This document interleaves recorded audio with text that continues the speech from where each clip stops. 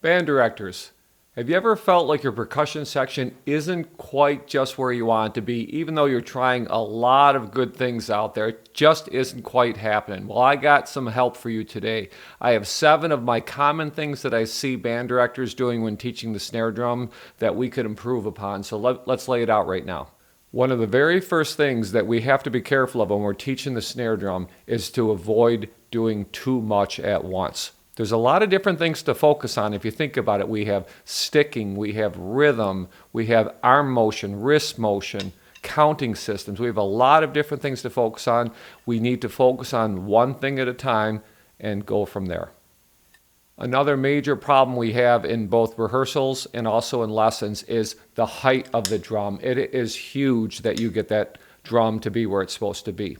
If you think about it, the drum should be somewhere around that waist level, and when we're playing, you should be able to see a good angle with your wrist stroke for hitting that drum. The bead of the stick should be flush right onto the stick. It shouldn't be coming in from a downward pitch in order to perform correctly.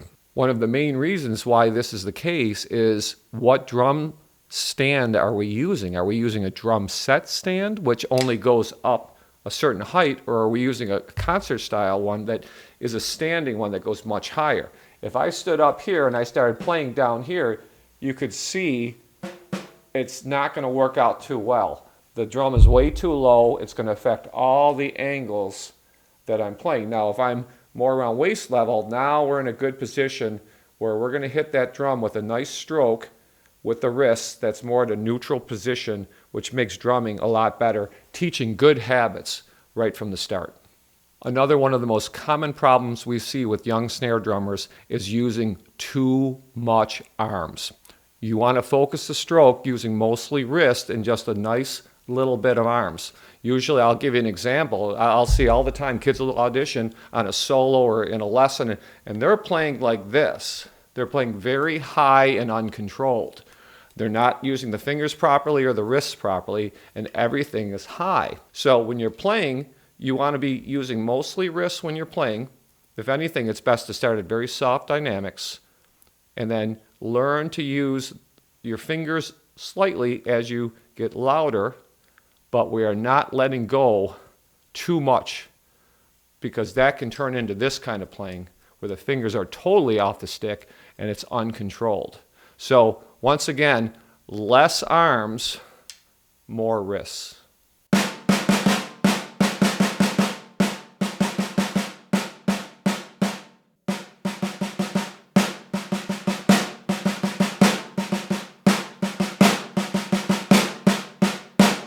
The next thing that is super important to focus on, especially in early lessons for younger players, is the grip. Learning how to hold the drumstick is absolutely essential right from the start. We want to hold the drumstick between basically the first joint of the first finger and the thumb, and those fingers just lightly wrap around it.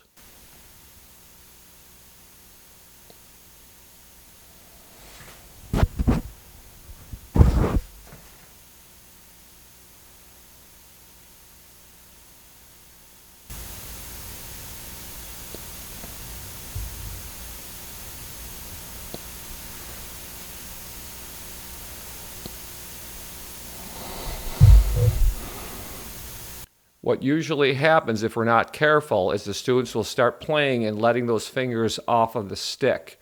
Then they start holding it up on that first finger, sometimes up towards that second knuckle or even higher. When you want to kind of have it in that first knuckle right across from the thumb, that's the fulcrum. And that's where everything starts from when you're playing on the snare drum. Those fingers are there for support, but the fulcrum is one of the most important things to focus on when you're trying to set a good hand position.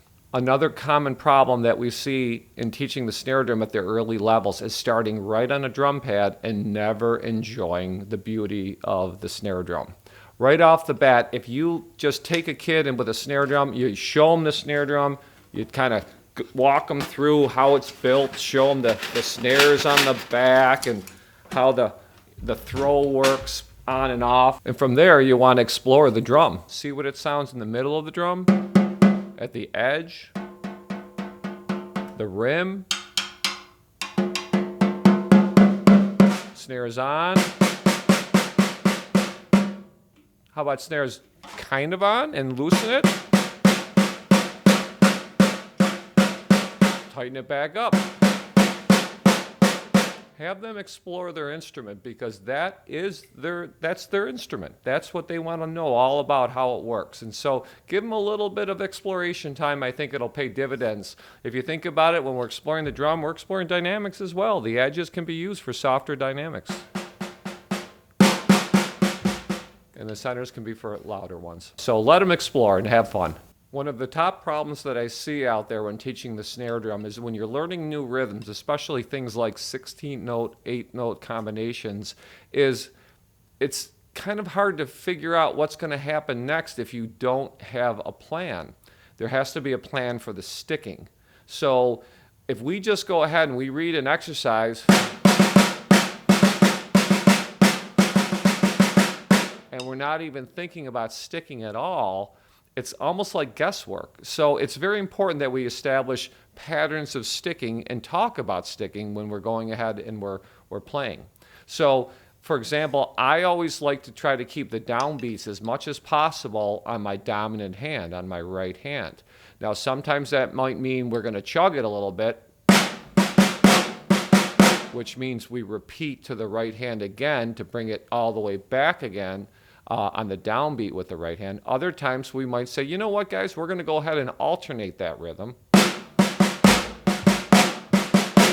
so we can learn how it is to play something alternated versus what I call chugging that rhythm. So either way, there has to be intention on how you're going to do it. And when you're going through in your band music in school and you run into a tricky little part, make sure you write in that sticking. If anything, a lot of times what I'll do is I might have a couple lines of music with a student, and I'll have them right off the bat, don't even play, let's just talk through the sticking, let's write in the sticking. Get in the habit of being very specific about what sticking we want to do. If you do that early, it's going to pay dividends because it'll be part of what they do. After sticking, we of course get into counting as well. Or do we get into counting versus sticking? Which do we do first?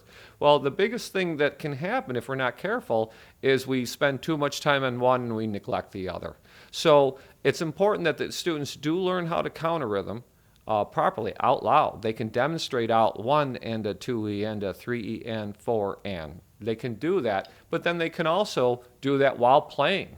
And then they also have to understand the sticking. So what I do is I try to have my students focus, one or two or three times through just on the counting. We'll talk through the counting. I don't care about the sticking. Sometimes it's actually good to just take one stick if it's slow enough. 1 and a 2E and 3 and a 4 and just try it with that one stick, and then it takes the element out. Now, when it gets a little faster, it might be a little harder.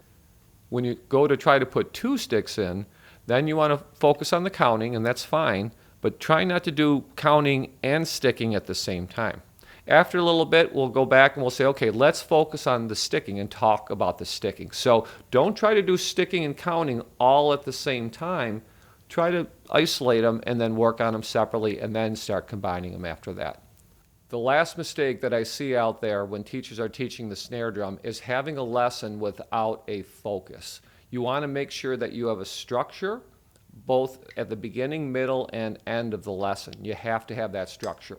What I like to do is I like to start off by doing some warm-ups that basically are kind of like an anticipatory set for what we're going to work on.